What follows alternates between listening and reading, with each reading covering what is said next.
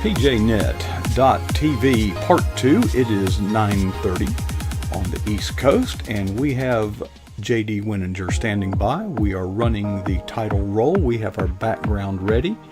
We are recording. We are streaming on all 9 platforms, switching to Studio 8 in 5, 4, 3, 2, 1.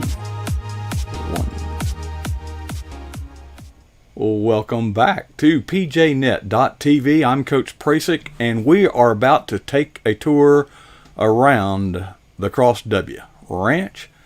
And the curator of that ranch is our guest every Thursday at about this time, and he is standing by. And you all know J.D. Wininger from the great place Cooper, not Texas. Cooper. That's for dang sure. You ain't from around here, are you? Well, I know not to say Cooper. Just basically get a mouthful of spit and try to say Cooper, and you'll probably do it right. Is that about the way you do? Don't swallow your food and say Cooper, and you'll do fine. You know. But JD blogs at jdwininger.com, and dadgum if you didn't write about limb rats this week. Yes, sir. Absolutely did. I said, man, there's so much nonsense going on, and every news channel and your social media feeds, everything's just filled with bad news. And I'm going, man, I don't know about the rest of y'all, but I just need to smile.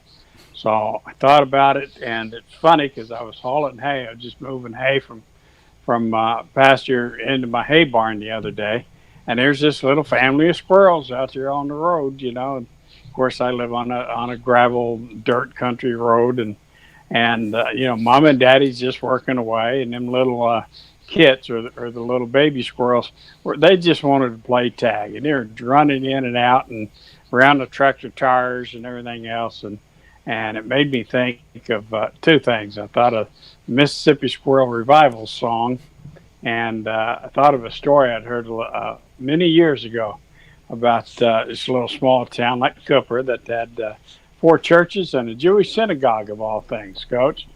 And, well, these 4 churches and the synagogue had a problem with the squirrels. And so, you know, there was a Presbyterian church, a Baptist church, a Methodist church, a Catholic church, and, of course, the Jewish synagogue. Well, the good Presbyterians all got together, and they called a meeting and tried to figure out what they were going to do. And after they prayed about it and they thought on it, you know, for a while, it took them a week or two, you know, and they decided that the squirrels were just God's will. They're predestined to be there, and they shouldn't interfere with God's will. So the Presbyterians just kind of dealt with it, right? Well, Baptist squirrels, you know, the Baptist church took a little different view of it. Them old squirrels got kind of interested in baptistry there at the Baptist church. So the deacon board all met, you know, and they decided they're going to stick a water slide onto that thing. You know, so they borrowed one from the head deacon's pool, and they put in the water slide, thinking them old rats would drown themselves, you know. Of course, squirrels know how to swim, so that didn't work out so well. Yeah. In fact, in the second week, there was twice as many squirrels, Coach. You know, they're having a day at the beach. It's a good time. Well, Methodist Church said, boy, we don't want to harm any of God's animals. So they trapped them humanely, and they released them over by the Baptist Church, you know. And, of course, the problem was after the Baptist Church took down the water slide, all them squirrels came back.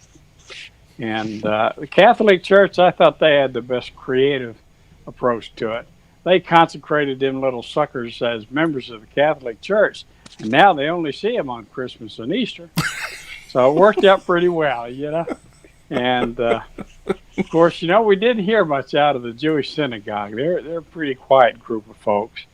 But it's rumored that they took one of them squirrels and they gave him a breast. So they circumcised that little rascal. They ain't seen a squirrel in that neck of the woods since. So, Coach, that's kind of the way I wanted to start the blog this week. I just wanted everybody to have a good laugh and put a smile on their face and just take a brief moment and forget about all the nonsense that's going on around us in this world. As Christians, it's important that we remember that we are in this world. We are not of this world any longer. And, I've read the end of the book, man. I know how this is all going to turn out. And I'm not going to get all upset and all crazy.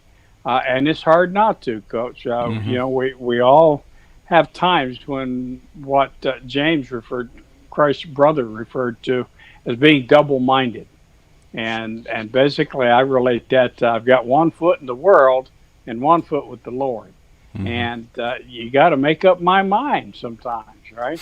And you got to decide who you're going to follow. And I look at like this pandemic, the COVID-19 terrible thing. Ooh, and it's terrible that people get sick and die, but people get sick and die all the time, Coach. Mm-hmm. This is new and novel, and that makes it scary. I understand all that, but when I've watched people just melt down, and I've watched their faith give way to their fear. Mm-hmm.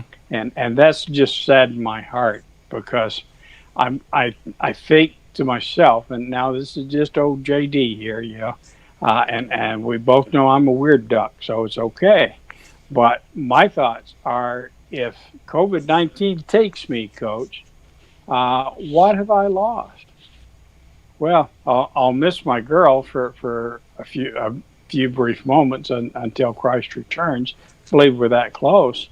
But I'm going to be in heaven. I'm not going to have any more aches and pains and soreness, and my shoulders are going to work right, and I'm going to be able to do things that I haven't done in 50 years or more. And, no pain, no tears, no anger, no loss, no fear. Why am I worried about that, man? I'm excited for the opportunity. That begins the journey of eternity, does it not, Coach? And Well, as so I have, and it's not my original thought. I forget where I saw it first, but you actually can't kill a Christian. You can only change their address. that's right. Yes, sir. Okay. And Very the other true. observation that I've made, honestly, JD, I haven't seen that many people shrieking in fear. What I have seen is people imprisoning themselves in their homes. And my question is, are you actually living? Yes, sir. And that's kind of where I'm going. Churches. It was so easy for folks to just accept a complete removal of their liberties and their freedom of choice that God gives each man. When He created us, He gave us freedom of choice. Mm-hmm. And the government more and more are taking that away. And what's it going to take to get those freedoms back, Coach? That's a concern. But there are cities and towns here in Texas. There are towns around the DFW area that have written to the governor and said, Governor, we don't care what you apply. We're making it a rule. You cannot open and operate your business unless you wear masks, and everybody that comes into your business has to wear a mask, and on and on and on. And I'm going, well, that's the town I won't be visiting. Mm-hmm. Not that I'm necessarily that against wearing a mask. I just don't want to have to be forced. As an Right. American, I should Not not at. be forced to Mm-hmm. do anything except die and pay taxes, Speaking to, of to support the services. free choice, a thought that came to my Yes, sir. mind as you were talking about the squirrel.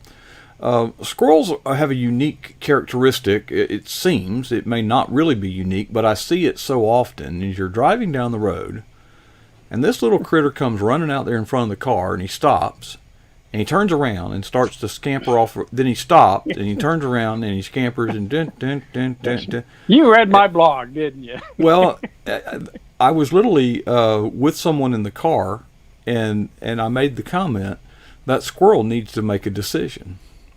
Yes, sir. And the other person said, actually, it made a bunch of them. Yeah. Yeah, it did. And unfortunately, they often make the wrong final That choice. end in up thud, flat, yeah. right? Yes, It's the last decision exactly. they made. Yes, sir. But, But I also, as I read your blog, JD, I am, and I'm glad Ben is here, Yeah, he is. I almost didn't check. I assume he is. Okay. He was here earlier. Yeah.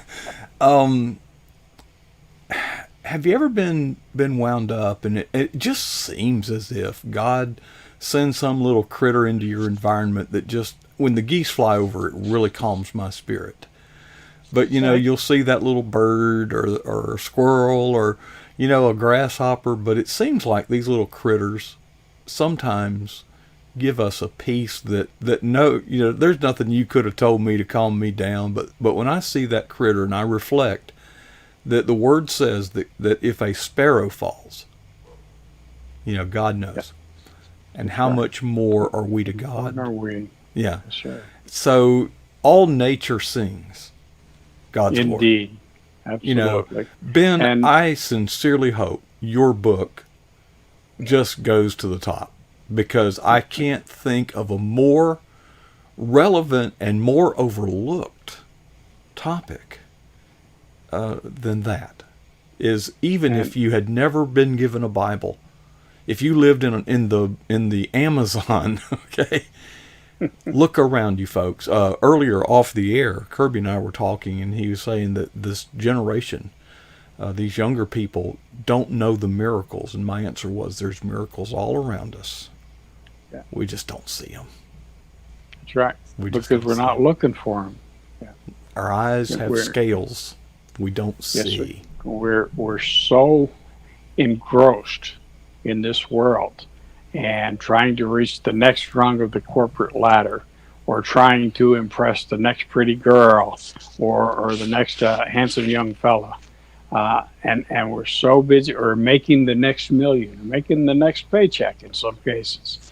And we're so busy with that. And I think that Satan purposely likes to see how busy he can get us in our lives, because we allow the busyness to become our God. We become an idol to work. We become an idol to going out to the bar and to doing these things.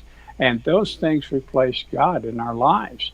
And we find that we don't need that. And maybe that's an advantage to living out here in God's country, is I'm surrounded by nature. And whether it's a morning dove in the morning sitting on the barbed wire outside my office, or it's two little barn cats playing on my coffee table outside, that one, Coach. When you wake up and you hear the whippoorwills, Exactly. JD, when you were enumerating all the various ways that we chase things, we are pursuing happiness. And here's the problem. Here's the verse, the proof text. Paul said, "I have learned," the operative word is learned, "to be content in whatever circumstances I am." Now, here's what the world is doing, and I've done it. I know this well. We're seeking happiness, and sure. If you aren't seeking Jesus Christ, the alternative to that is to seek to manipulate the circumstances in your environment favorably, and you'll be happy. That's the world. That is the pagan lie, that if you just get that boat like your neighbor has, if you just get that Mercedes, if you can just get that girl, if you can just make, on and on and on. And I have said this is my personal testimony. I won't belabor the point. I'll sum it up. Would the world had delivered on even half of that promise, I would still be living like hell.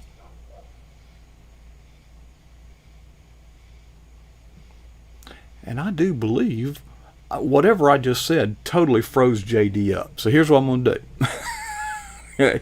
I'm gonna just kind of reset things here. Hold on a minute, and we're going to try to get JD back. Okay, but that may not be easily done. But in the meantime, I'll put round across W up there, and he's back. Well, I say he's back. I don't actually see him anymore. Golly. We'll keep trying. Okay.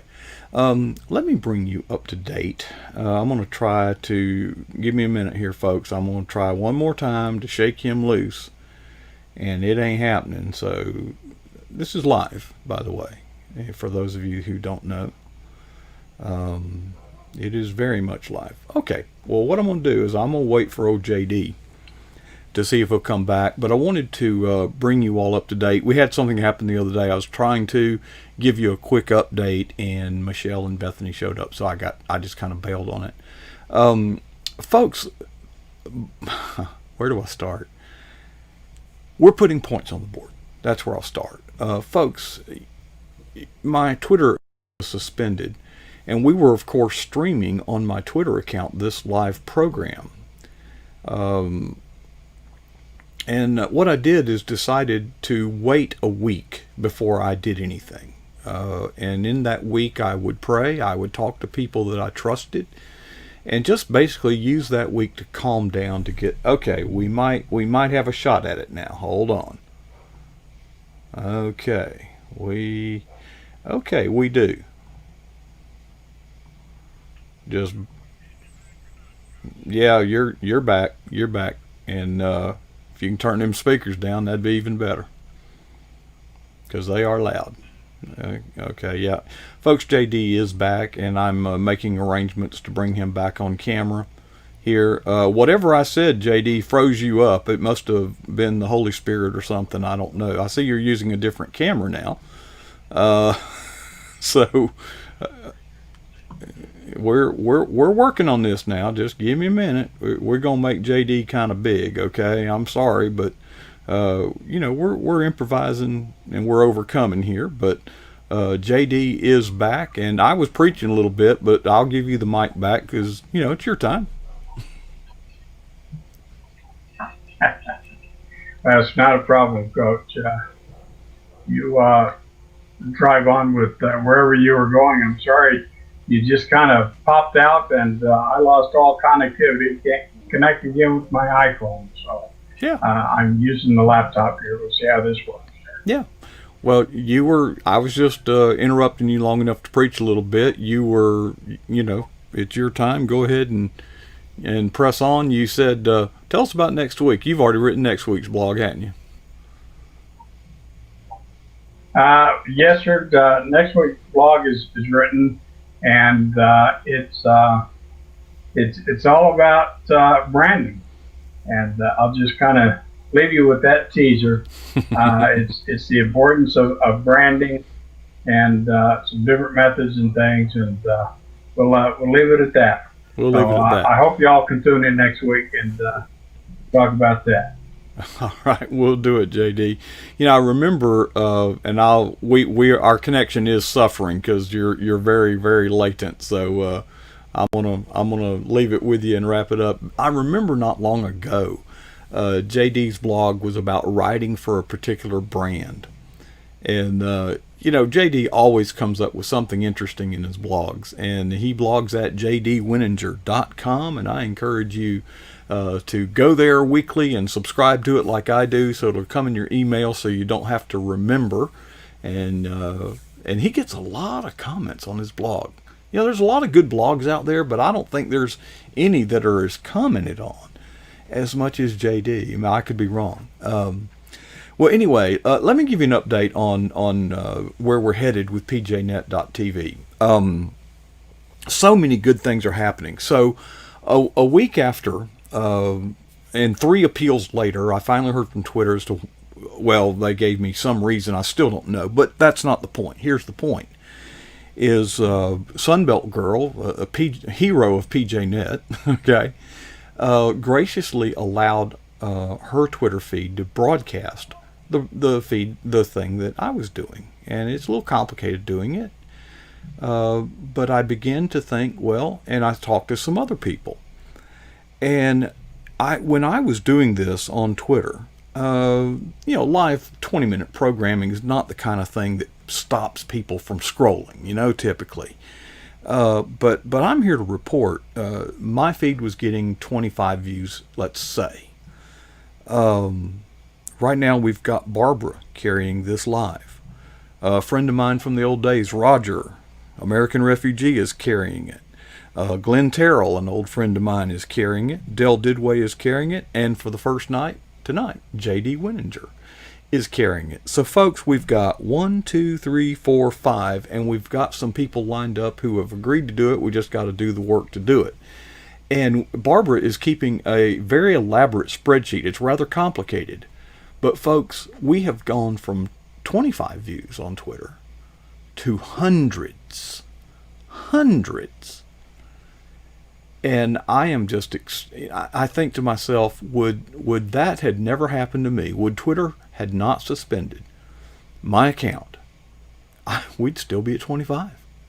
Okay. So, and I'm calling it the Mule Team, the Borax. Remember the Borax Mule Team? Leaner. Quite amazing. Now, I was also approached, Doug Carter, I spoke with him earlier this week, and he had found an old highlights video from about a year ago that had some 13,000 views. And he said, wow, and so we talked about it a little bit. And I said, well, Doug, what you don't know is that particular highlights video was one that I used in an advertising campaign on YouTube. Now, if you've ever been on YouTube, you start a video and it says you can skip this ad in 5, 4, 3, 2, 1. Well, I had an ad that played, before a video. And it was the PJNet highlights. It was a Del Didway program. Folks, I had 13,000 views. Now you say, gosh, you were running that as an ad. It must have cost a fortune. No, I was budgeting between $1 and $2 per day to do that. And I basically, what it wasn't doing, what it was failing to do was bringing people to the website. So I decided this isn't worth it. And so I took that money and repurposed it to streaming on Facebook, on Twitter and all that. Well, so we haven't abandoned YouTube advertising. The fact is the numbers, the points are getting put on the board. Now we can't afford to put, but I'm saying the motor's running. All we got to do is put gas in it, and God is sending help from all over the place to, and I had to focus in on the mission statement of PJNet. And God kind of revealed something to me that the mission statement goes like this. We provide a platform for everyday Christians to share their walk with Christ. That's what we do. That's what God has put on my heart to do. Now, then I began to ask myself, I kind of drew a bead on the objectionable programming, the objectionable content. I believe, I'm speculating, I'm having to use my imagination because Twitter they don't tell you. But I believe it was not the live programming that was objectionable. I don't believe that the highlights were objectionable. I believe what they objected to was the promo videos, because those are actually just commercials. When you blow the smoke away, they're well done.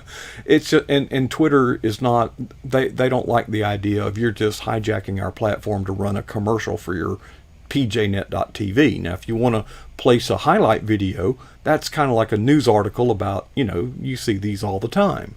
It's a news article. Click here to read the details. Okay. And I began to realize that, okay, if that's the case, let me hit the pause button on doing promo videos. And by doing that, it frees up an hour and a half of time every day, 4 days a week.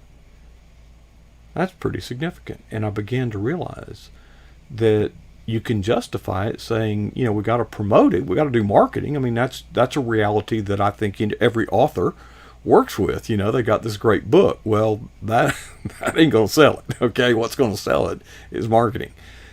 But at the same time, I got a peace about it, and God kind of spoke to me and said, just focus on the mission. Focus on the mission. Now, as many of you know, 1 week ago, I had this back tooth on the top side taken out. And again, thank you JD for just carrying the water. Well, so I couldn't work effectively because I was on, narcotics to control the pain, and I was bleeding. And anyway, so I subscribed to PureFlix, and this is not a commercial for PureFlix, but I abandoned Netflix. It's very much of the world. And I was watching PureFlix here in the Eagle's Nest. And one of the things I watched was a documentary on Zig Ziglar. Now, Zig's been a tremendous influence in my life, and I had heard him say this in the past, numerous times. But I was watching this documentary a week or so ago, and in there he recalls and testifies that once he fully committed his life and his business to the Lord, he never again solicited anything. And he's booked 2 years in advance.